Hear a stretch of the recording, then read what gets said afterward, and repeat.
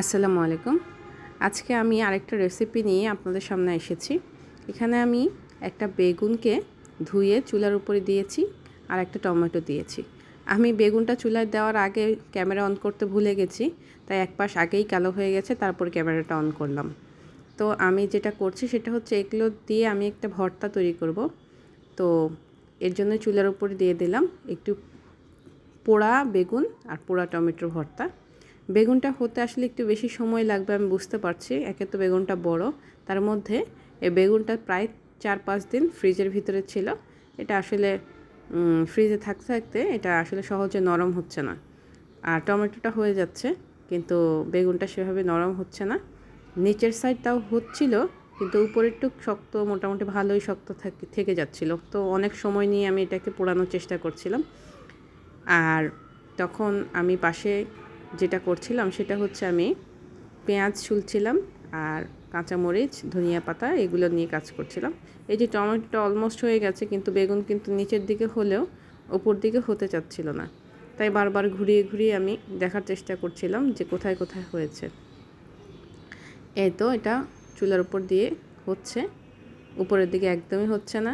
যাই হোক, কতটুকু হয়তো কেটে ফেলে দিতে হবে।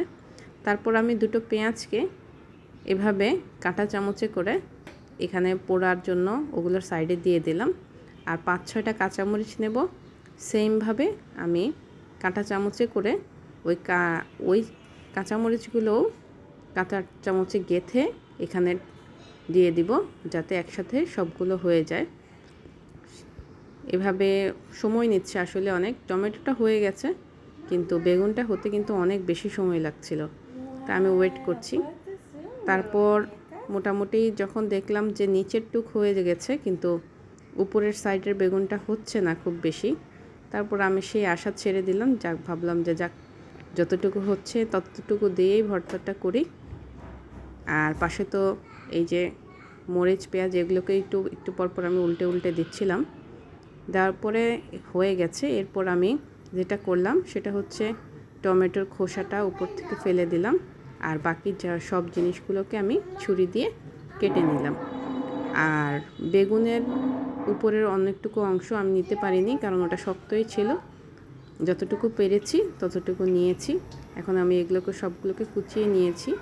কুচিয়ে নেওয়ার পর বেগুনের সাথে এগুলো সব মিক্স করে লবণ দিয়ে আমি এগুলোকে ভালোভাবে মাখিয়ে নিব।